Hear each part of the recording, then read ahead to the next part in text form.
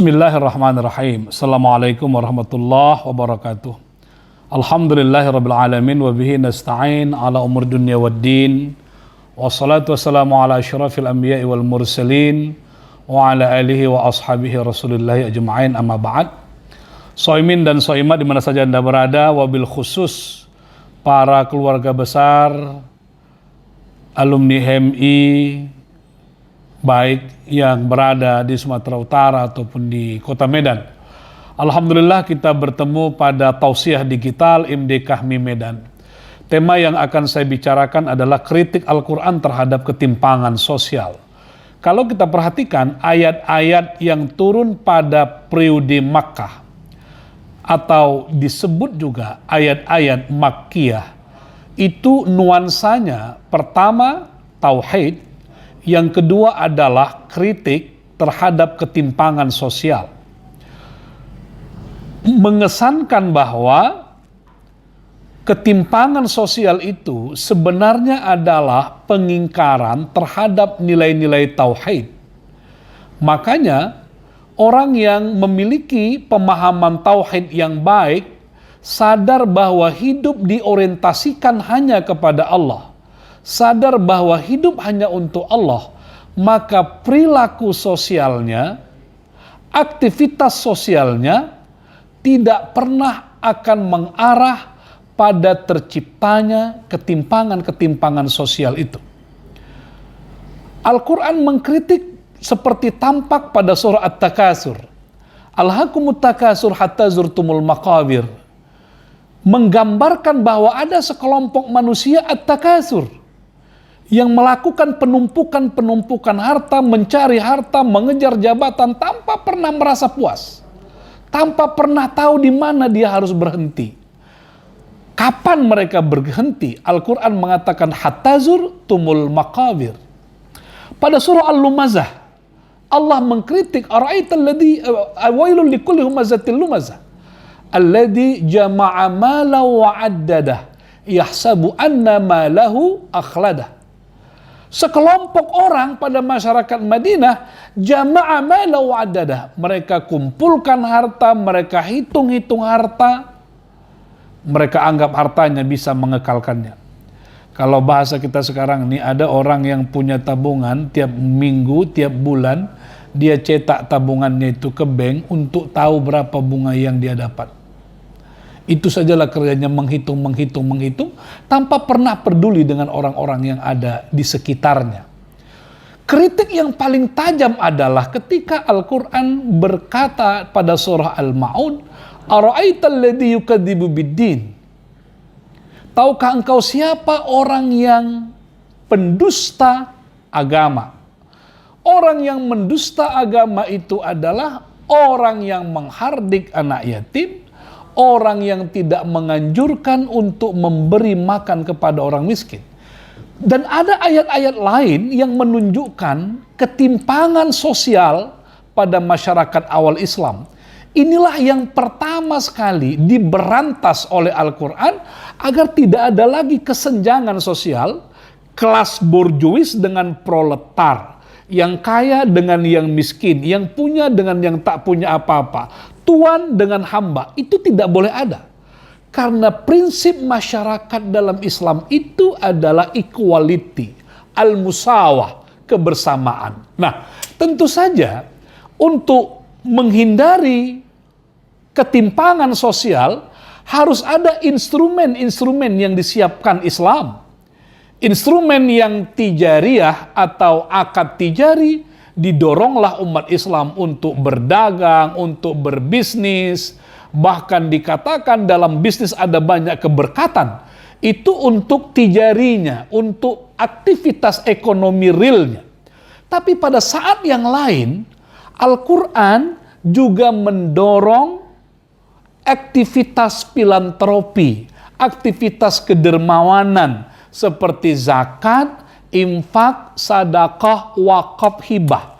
Jadi Islam itu mengatasi kesenjangan sosial, mengatasi kemiskinan itu ada lewat bisnis dan ekonomi, kegiatan yang produktif, tapi ada cara lain yang disebut dengan kegiatan karitatif. Shaimin dan shaimat, warga alumni HMI yang saya sayangi, tentu kita tidak bahas dalam waktu yang singkat ini bagaimana aktivitas ekonomi dan bisnis itu bisa meningkatkan pendapatan dan mengurangi kesenjangan sosial. Saya hanya fokus kepada zakat, infak, dan sedekah. Problem orang Islam tentang zakat, infak, dan sedekah itu bukan pada pelaksanaan. Umat Islam Indonesia sejak Islam masuk ke negara ini, sejak Islam berada di Nusantara, tak ada yang tak mengamalkan zakat, infak, sedekah itu. Kalau orang Islam tak berzakat, tak berinfak, tak bersedekah, tak akan pernah ada berdiri musola-musola, masjid-masjid, madrasah-madrasah yang jumlahnya luar biasa. Kalau persoalan mengamalkan ajaran ziswab, orang Islam sebenarnya sudah selesai. Masalah kita sekarang adalah ketidakmampuan kita mengorganize, kemampuan kita memanage yang masih belum tampak.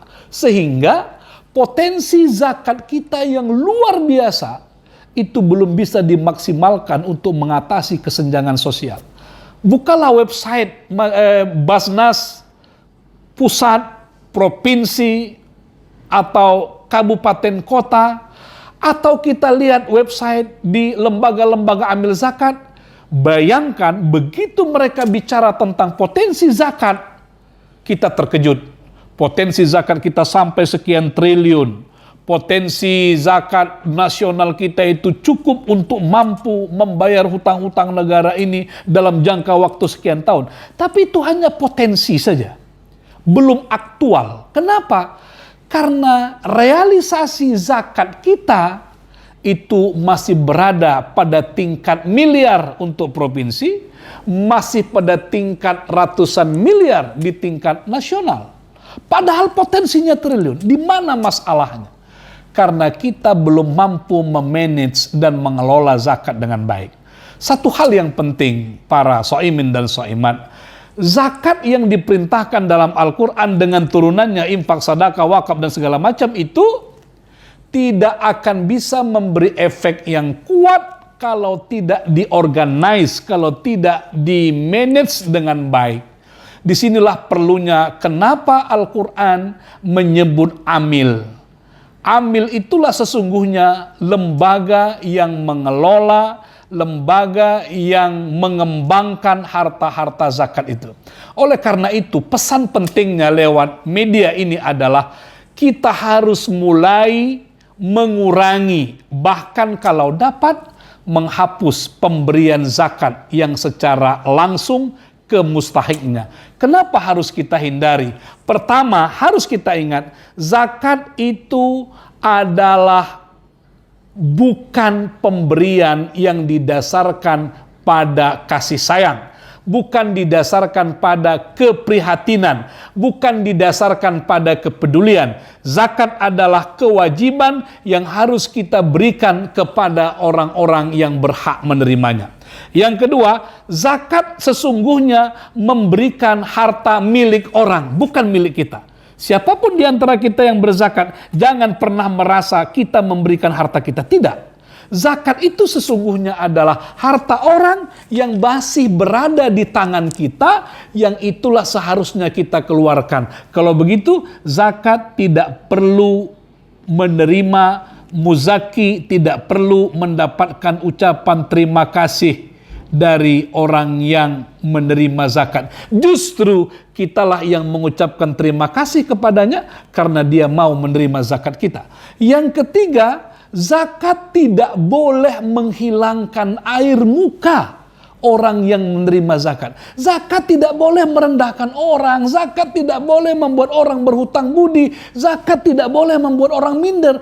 Karena sesungguhnya itu haknya yang masih berada di tangan kita. Maka pada saat kita membayarkan zakat, kita sebenarnya sedang membersihkan harta-harta kita dari milik orang lain. Dan yang keempat adalah untuk menghindari konsentrasi zakat pada orang-orang tertentu, disinilah perannya amil. Oleh karena itu, pemirsa keluarga besar kami, kenapa kita harus menyerahkan zakat kita ke badan amil resmi? Basnas atau lembaga amil zakat. Alhamdulillah di Kahmi kita sudah memiliki lembaga amil zakat. Kita berikanlah zakat kita ke lembaga amil zakat. Kalaupun ada orang-orang di sekitar kita, tetangga kita yang membutuhkan zakat itu, biarkan amil yang memberinya, yang menghantarkan zakat itu, kita cukup melaporkan sehingga zakat yang kita berikan itu benar-benar bisa didaya gunakan untuk pemberdayaan. Akhirnya kata kuncinya adalah ketika Al-Quran memerintahkan kita untuk berzakat, wa aqimus shalah wa atuz zakah khudz min amwalihim shadaqatan tutahhiruhum wa tuzakkihim biha. Semua ayat-ayat tentang zakat tersirat di dalamnya bahwa zakat harus dikelola secara modern sehingga memberi efek secara modern pula. Karena itu kita dukung LAS Kahmi untuk bertindak profesional, mengumpulkan zakat, memberdayakan zakat, sehingga kita punya success story, cerita-cerita sukses di mana kita berhasil menjadikan zakat untuk mengatasi ketimpangan dan kesenjangan sosial. Mohon maaf atas segala kekurangan. Billahi taufiq wal hidayah. Assalamualaikum warahmatullahi wabarakatuh.